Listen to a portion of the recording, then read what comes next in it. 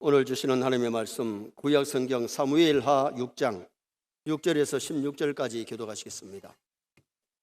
그들이 나곤의 타작마당에 이르러서는 소들이 띠므로 우사가 손을 들어 하나님의궤를 붙들었더니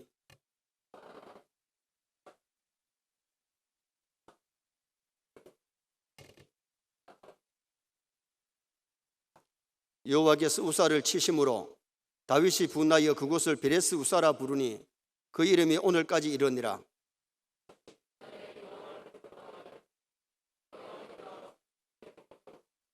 다윗이 여호와의 궤를 옮겨 다윗은 자기에게로 메어 가기를 즐겨하지 아니하고 가드 사람 오벳에돔의 집으로 메어 간지라.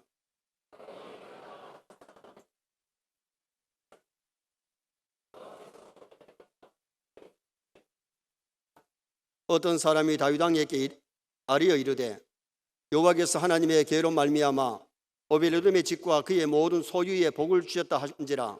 다윗이 가서 하나님의 궤를 기쁨으로 메고 오벳에돔의 집에서 다윗 성으로 올라갈새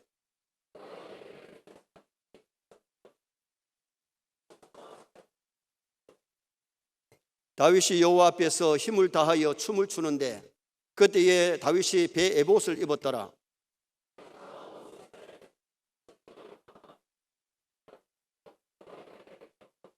같이 봅니다. 여호와의 궤가 다윗 성으로 들어올 때에 사울의 딸 미갈이 창으로 내다 보다가 다윗 왕이 여호와 앞에서 뛰놀며 춤추는 것을 보고 심중에 그를 업신여기니라. 아멘. 한번 따라 하시겠습니다. 여호와께서 오벳에돔과 그의 온 집에 복을 주시니라. 사무엘하 6장에 여호와의 궤, 하나님의 궤라는 말이 14번이나 나옵니다. 우사는 하나님의 법궤를 잘못 모심으로 하나님의 진노를 받았지만은 오벳에돔은 하나님의 법궤를 잘 모심으로 복을 받은 장면이 나옵니다. 우리도 하나님 섬길 때에 하나님의 말씀대로 바르게 잘 섬겨서 복을 받으시기를 축원합니다. 그래서 오늘은 금년도 마지막 주일을 맞이해서 여호와의 궤라는 제목으로 우리가 금년 한 해 내가 하나님을 잘 섬겼나 못 섬겼나, 복을 받도록 믿었나 복 받지 못하도록 믿었나 말씀을 상고하면서 은혜를 나누고자 합니다. 제가 참 듣기 좋은 소리가 목사님 서영교회 와서 복을 많이 받았습니다.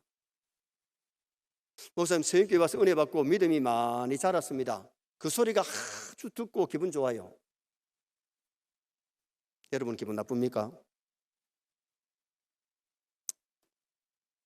여러분 목사 듣기 좋으라고 하는 소리가 아니고 정말 서영교회 와서 은혜도 받고 믿음도 자라고 복을 받으시기를 주님의 이름으로 축원합니다.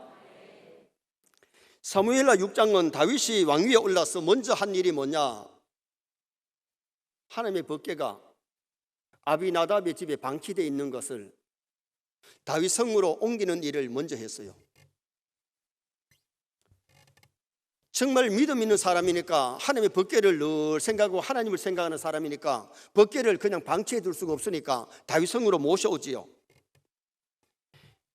이 법궤는 본문뿐만 아니라 성경 여러 곳에 나타나는데 신기한 일이 뭐냐?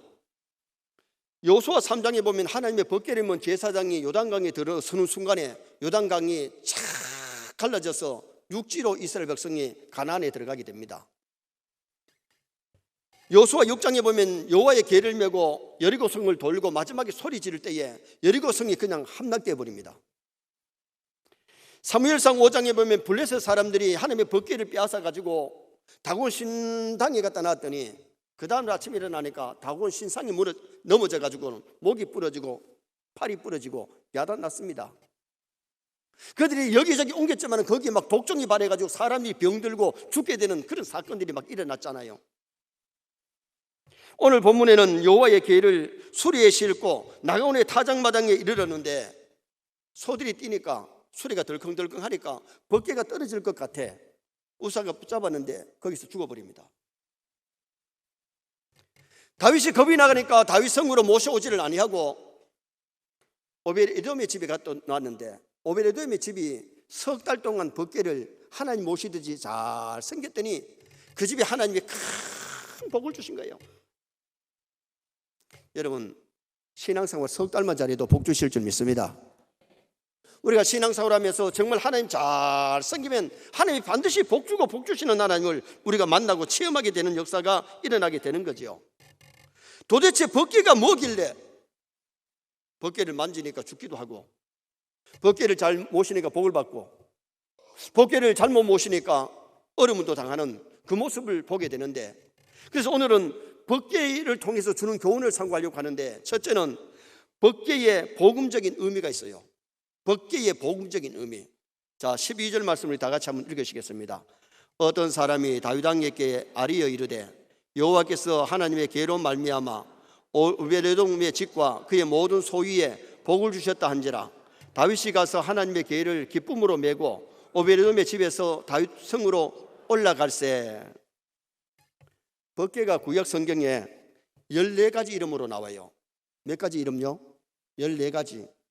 법궤, 여호와의 궤, 증거궤, 언약궤 이런 등등 14가지 이름으로 나오는데, 2절에 보면 그 궤는 그룹들 사이에 자정하신 만군의 하나님의 이름으로 불리는 것이라.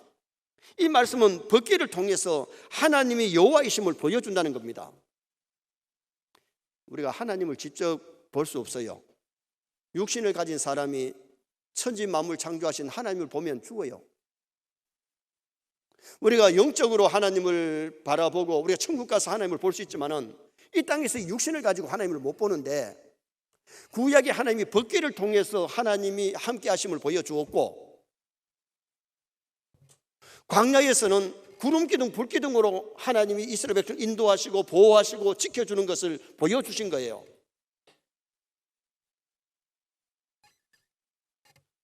하나님께서 구약시대의 선자들의 목소리로 하나님을 나타내셨고 법궤를 통해서 역사하시고 자신을 드러내시는데, 이 법궤의 복음적인 의미가 뭐냐? 법궤는 예수 그리스도의 표상입니다. 예수 그리스도를 상징합니다.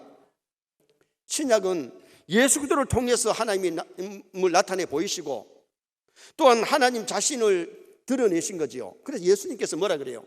나를 본 자는 아버지를 보았다. 육신의 몸을 입고 오신 예수님이 오셔서 능력을 나타내실 때에 하나님의 능력이 예수님께 나타나셨고, 예수님을 본 자는 하나님을 본 것이라고 예수님이 그렇게 말씀하셨어요. 출애굽기 25장 10절에 보면 법궤를 만들 때에 무엇으로 만들었느냐? 법궤를 무엇으로 만들었습니까? 조각목으로 만들었어요. 조각목은 우리나라 아가씨과에 속하는데, 광야에 많이 있는 나무가 조각목이고 단단한 나무이면서도 아주 흔한 나무가 이 조각목인데, 왜 조각목으로 만들었냐? 예수 그리스도는 인간의 몸을 입고 오셨을 때에 흠모할 만한 것이 없어요. 평범한 초라한 우리 인간과 같아요. 그러나 조각목으로 만들어 그 뭘 입혔느냐? 금으로 입혀가지고 법궤를 만들었는데, 금은 값어치 있는 거예요. 다시 말하면 예수 그리스도는 하나님의 아들 신성을 보여주는데, 예수님은 하나님의 아들이시요 우리의 구주이신 줄 믿습니다. 그래서 우리 주님은 가장 귀한 분이다. 예수님보다 더 귀한 분은 없어요. 인간의 몸을 입고 이 땅에 오신 하나님의 아들이요 인류의 구세주요 신성과 인성을 가지고 하나님과의 중보자, 사람들의 중보자 되신 분이 우리 예수님이세요. 그런데 그 법궤를 만들어서 어디에 두었느냐? 지성소에 두었어요. 지성소는 하나님의 임재의 상징이에요. 그런데 온 우주의 중심이 지구고, 지구의 중심이 이스라엘이고, 이스라엘 중심이 예루살렘 성전이고, 성전 중심이 지성소고, 지성소 중심이 법궤입니다. 다시 말하면 우리의 삶의 중심이 예수님 중심이 되어야 될 줄 믿습니다.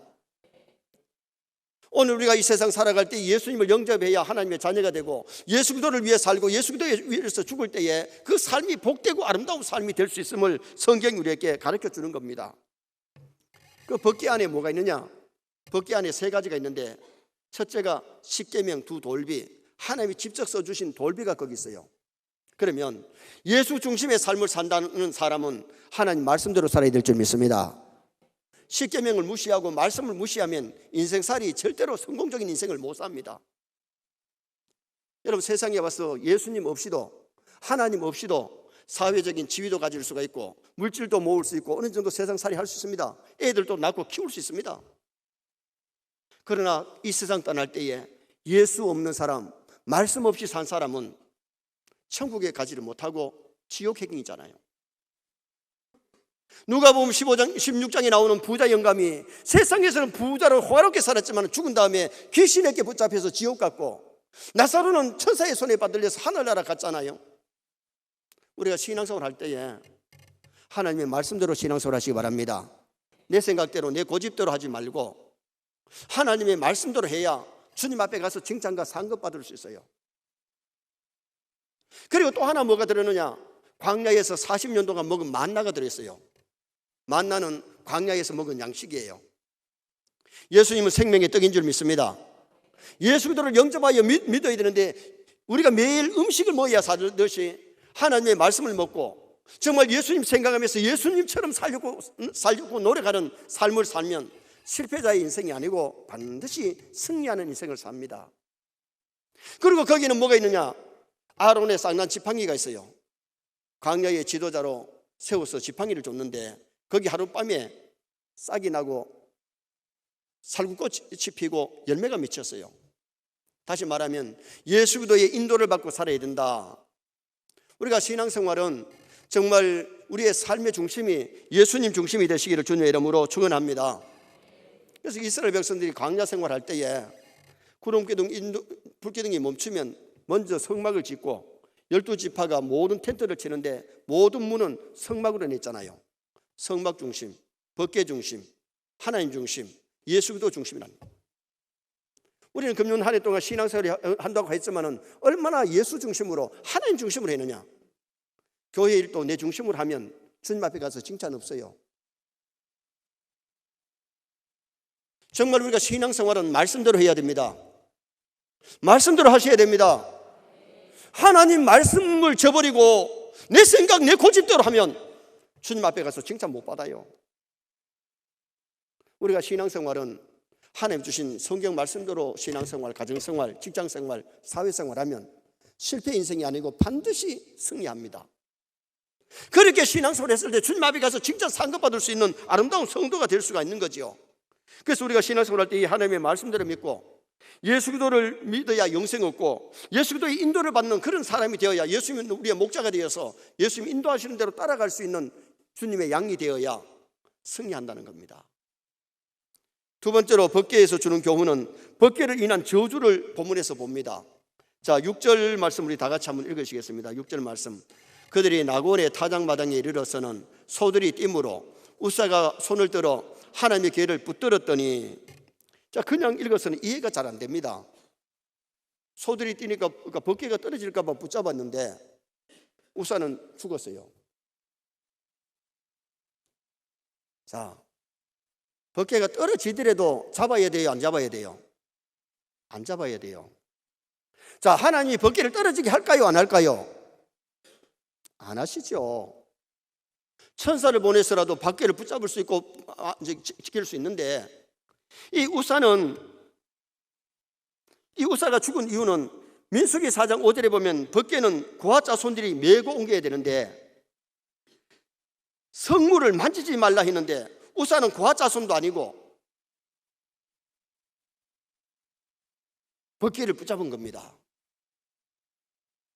법궤를 수리에 싣고 가는 것은, 이것은 성경이 말씀한 대로 아니고 이방 사람들, 법궤를 블레셋 사람들이 뺏어와가지고 다윗 신당에 갖다 놨더니 막 넘어져가 부러지고, 또 다른 성으로 옮겨놨더니 막 독종이 발해가지고 사람들이 막 병들고 막 죽고 하니까 자기들은 제사장이 없으니까 법궤를 갖다가 새수레에다가 실어서 돌려버렸잖아요.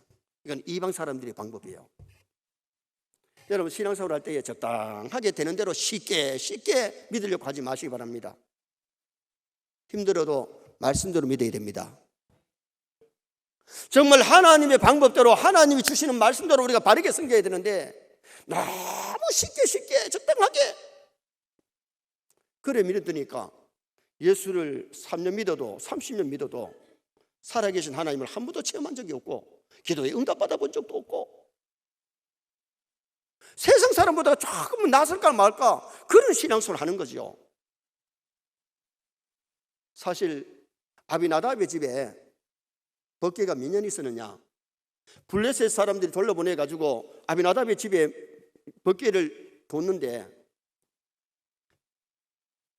사사시대에 법궤가 돌아와가지고 40년 동안 사울이라는 왕이 나라를 다스렸지만 하나님 법궤를 생각하지 않았습니다.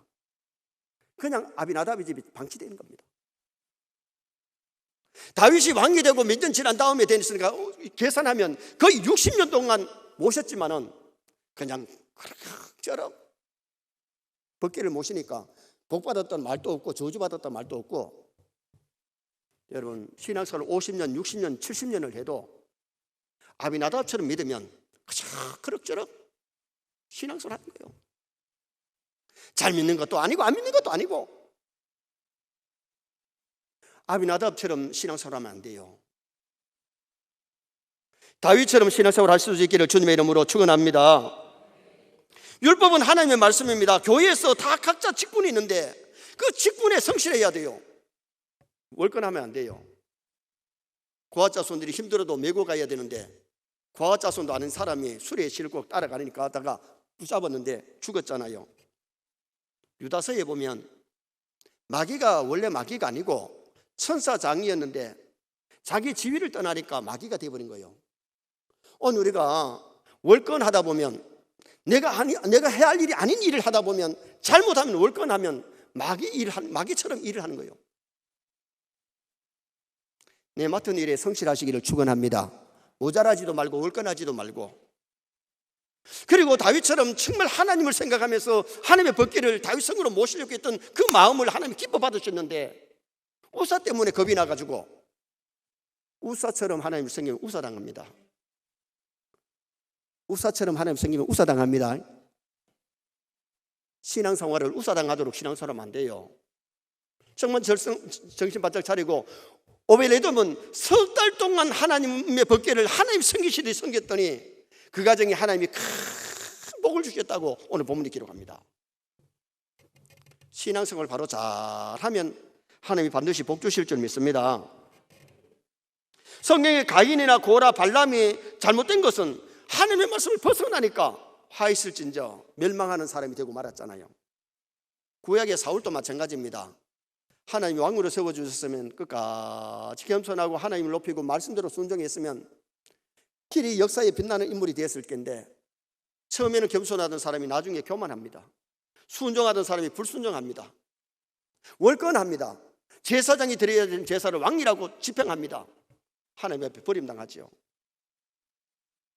하나님이 전에는 사무엘 선지자를 통해 가지고 말씀 주시고 우림과 둠미움으로 말씀해 주시던 하나님이 말씀해 주지 않으니까 얼마나 답답해 가지고 무당 찾아가서 부닥거리 하잖아요. 그리고 하나님께 버림당하고 길보아 전쟁터에서 화살에 맞아 피를 흘리다가 자기 칼로 자기 일에서 자살하는 그런 비극을 남기고 말았습니다.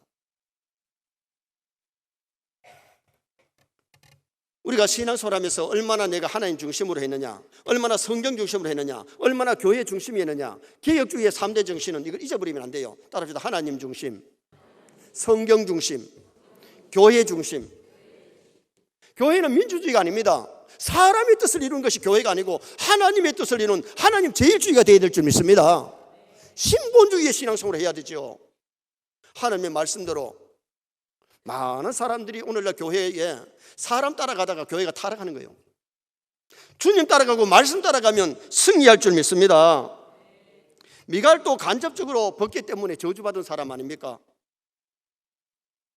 다윗이 법궤를 옮길 때에 오베데돔이 복을 받은 것 보고서는 법궤를 이제 다윗성으로 옮깁니다. 이제 제사장들이 메고 6걸음을 오자마자 소잡아가지고 제사 드리고 또 6걸음을 걷자마자 소잡아 제사 드리면서 얼마나 기쁘고 좋은지 왕이 왕복을 벗어놓고 비옷을 입고 막 춤을 춥니다.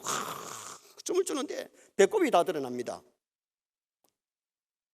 거기는 남자만 모인 것이 아니라 여자들이 나와 있는데 왕이 배꼽이 다 보이도록 막 춤을 추니까 미갈이 창으로 이렇게 내다보다가 에이 저 왕이라는 사람이 백성들 앞에서 여자들 앞에서 배꼽을 다 내놓고 그리면서 업신여긴 겁니다. 오늘 본문에 업신여기느라 그랬죠. 그 얘기하고 나서 어떻게 됩니까? 하나님께서 그 소리 들으시고 태의 문을 갖다 닫아버리니까 죽을 때까지 그 구약시대에는 아기가 없으면 여자는 굉장히 수치를 당해요. 말 한 번 잘못했다가 다른 여자들은 나와서 그 법계옹일에 동참하는데 자기는 왜 왕궁에 앉아가지고 왜 지금 창문을 내다보고, 또 왕이 잘하면 박수를 쳐야 될 사람이 비웃고 말 잘못했다가 하나님이 태의 문을 닫아버렸어요. 여러분, 말꾼 되지 마시기를 축원합니다. 일꾼이 되어야 되지. 잘하니 못하니 비평하다가, 다윗이 잘하는 일을 보고 비평하다가 그는 저주받은 사람 중에 한 사람이 되어버리고 말았어요. 우리는 신앙생활하면서 우사처럼 신앙생활하면 우사당하고 불행이었어요. 아비나답처럼 60년 동안 법궤를 모셨지만은 정말 하나님 성이 되지 못했기 때문에 그는 평범하게 복받았다는 말도 없고 저주받았다는 말도 없고, 미갈은 함부로 말하다가 그는 저주받는 사람 중에 한 사람이 되고 말았어요. 그래서 법궤를 통해 주는 교훈이 뭐냐? 우리가 신앙생활은 저주받도록 믿지 말고 복받도록 믿어야 될 줄 믿습니다. 그래서 아비나답처럼 하나님 섬기지 말고, 우사처럼 하나님 섬기지 말고, 미갈처럼 하나님 섬기지 말고, 우리는 다윗같이 오벳에돔처럼 섬겨야 되는데, 마지막 세 번째로 법궤를 통한 교훈이 뭐냐? 법궤를 통한 하나님의 복을 보여줍니다. 자, 11절 말씀 다시 한번 읽겠습니다. 여호와의 궤가 가드 사람 오벳에돔의 집에 석 달을 있었는데 여호와께서 오벳에돔과 그의 온 집에 복을 주시니라. 따라합시다. 여호와께서 오벳에돔과 그의 온 집에 복을 주시니라. 누가 복 주셨어요? 여호와께서. 오벳에돔만 복 주는 거죠. 그의 온 집에 복을 주시니라. 복을 주시는 분은 하나님입니다. 정말 하나님 잘 섬기면 하나님 복 주십니다. 복 받도록 예수 믿읍시다. 여러분, 정말 하나님의 말씀대로 몇 년 신앙생활 정말 잘해보세요. 좀 기도해보세요. 복을 받지 못했으면 복 받도록 기도해야 되는데 기도도 안 하고 신앙생활도 미지근하게 하고, 그러니까 하나님이 살아계시는지 안 계시는지 응답받아 본 적이 있나, 하나님 영적으로 체험한 적이 있나, 그러니까 신앙이 늘 미지근하게 아비나답처럼 하는 거예요. 오벳에돔은 석 달이지만 하나님을 잘 섬겼더니 하나님 복 주시는 것을 자기가 체험하잖아요.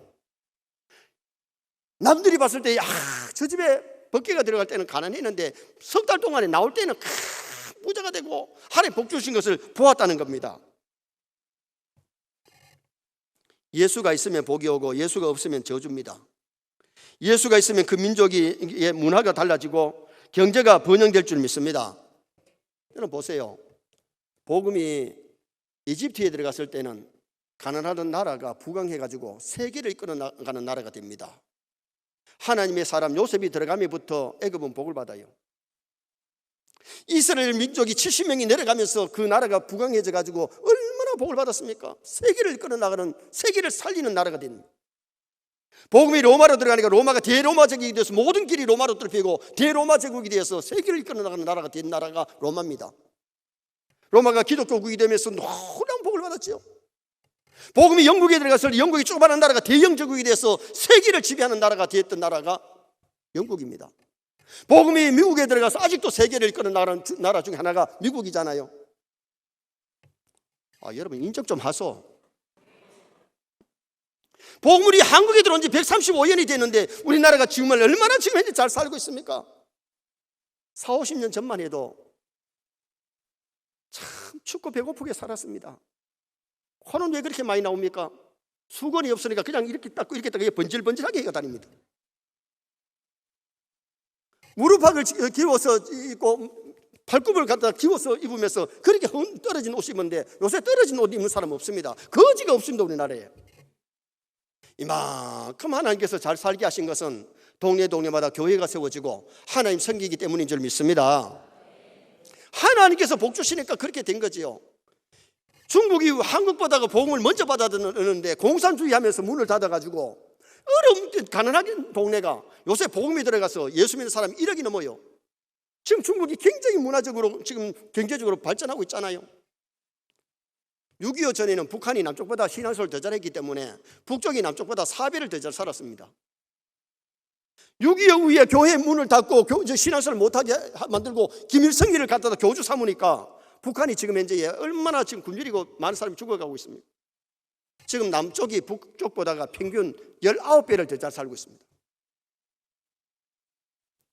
지금 우리나라가 세계의 경제 12위권 안에 들어갔잖아요. 우리가 그런 나라에 살면서도 못 느끼잖아. 지금 지금은 너무 잘 먹어가지고 다이어트 한다고 살 뺀다고 막 신경 쓰잖아. 여러분, 하나님 잘 섬기면 경제적으로 문화적으로 꽃피게 하시는 줄 믿으시기를 바랍니다. 그래서 우리가 정말 신앙생활을 잘 할 때에 영혼이 잘 된 같이 범사가 잘 되고 강건의 복을 주시는 은총이 우리에게 임하게 되는 거죠. 다윗이 법궤를 모셔올 때에 수레에서 처음에는 쉽게 이방방문을 했는데 우사가 죽고 야! 이러다 안 되겠구나. 오베데돔의 집으로 갈 때 벌써 메고 갑니다. 봐요, 이게 다윗의 신앙입니다. 다윗은 잘못을 깨달으면 그때부터 완전히 끝내는 겁니다. 아멘. 여러분, 우리가 말씀 듣고 잘못을 깨달았을 때는 그냥 끊어버리고 그때부터 바로 말씀대로 법궤를 메고 오베데돔의 집에 갔고, 그 다음에 다윗성으로 올 때에 법궤를 메고 제사를 드리면서 그러면서 말씀대로 법궤를 모셔오는 다윗을 보게 되죠. 그런데 이 법궤가 언제 없어졌느냐? 바벨론 포로 때에 법궤가 행방불명이 됐습니다. 하나님께서 없애버린 겁니다. 그런데 계시록 11장 19절에 보면 이에 하늘에 있는 하나님의 성전이 열리니 성전 안에 하나님의 언약궤가 보이고 그랬습니다. 여러분, 예수들을 잘 믿는 성도는 저 하늘나라 천국 가서 주님 만날 줄 믿습니다. 그 나라에 가서 하나님 아버지를 섬기면서 거기는 근심도 걱정도 죽음도 질병도 추위도 더위도 없는 그 나라에서 영원히 하나님 모시고 찬송하면서 영광을 돌리는 나라가 될 것입니다. 북유럽에 가보면 바이킹족들이 지금 잘 사는 나라가 됐는데요, 이 바이킹이라는 뜻이 뭐냐 하면 침략자입니다. 배를 타고 남의 나라에 침략해가지고 물건도 뺏고 때에 따라 막 여자들도 뺏어오고 그렇게 못된 짓 했던 나라인데, 그런데 그 나라 노르웨이나 스웨덴, 덴마크, 핀란드는 지금 현재 굉장히 잘 사는 나라입니다. 그들의 국기에는 뭐가 들어가 있느냐? 십자가가 다 들어가 있습니다. 왜? 하나님을 믿는 기독교국이라는 뜻입니다. 그들이 잘 살게 된 이유가 뭐냐? 물론 침략하는 것은 잘못이지만은 남의 나라에 침략해가지고 물건만 뺏어오는 것이 아니라 뭘 뺏어왔느냐 하면 처녀들을 데리고 와가지고 처녀들하고 결혼해가지고 사니까, 애들을 낳으니까 하나님을 섬기는 여자들이 뭘 가르치는 거 아니? 하나님을 가르치고 진리를 가르치고 말씀을 가르치니까 기독교국이 된 줄 믿습니다. 하나님 잘 섬기니까 그 나라들이 부강해서 잘 사는 나라가 되더라는 겁니다. 김종필 씨는 정치하면서 이 나라 저 나라 가보니까 종탑이 우뚝 세워진 나라는 선진국이고 부강한 나라고, 종탑이 없는 나라 가보니까 다 미개지고 못 살자는 겁니다. 누가 전도 안 해도 자기 발로 교회 나가서 예수 믿고 감리교 권사가 된 사람이 김종필 씨 아닙니까? 그분은 이미 천당 갔었습니다만은, 여러분, 우리가 알아야 돼요. 하나님 잘 섬기면 하나님 반드시 복 주시는 줄 믿습니다. 복 주고 복 주며 하나님 약속하셨어요. 그런데 내가 복을 못 받았다면 뭔가 한번 점검해 봐야 됩니다. 왜 하나님 나에게 복을 안 주시냐? 내 영혼이 잘되지 못했다면, 내 육체적으로 잘되지 못했다면 내가 뭔가 하나님 앞에 잘못된 것이 있지 않느냐? 내 자신을 살피고 회개하고 고치면 하나님이 복 주십니다. 결론을 짓습니다. 하나님의 계획을 통해 주어지는 복, 법궤의 복음적인 의미가 있는데 예수 그리스도는 복음 중에 복음입니다. 우리는 말씀이 육신이 되어 오신 예수님을 생명의 떡이기 때문에 그분을 정말 좋아하고 사랑하고 늘 가까이 하면서 그분의 인도를 따라야 됩니다. 인간의 생각대로 신앙생활 하지 말고 하나님의 말씀대로 신앙생활 해야 됩니다. 우사처럼 하면 우사당합니다. 아비나답처럼 하나님을 섬기지 말고 정말 다윗처럼 오베데돔처럼 하나님을 잘 섬기는 나와 여러분이 되어서 영혼도 잘 되고 범사가 잘 되고 강건의 복을 누리시기를 주님의 이름으로 축원합니다.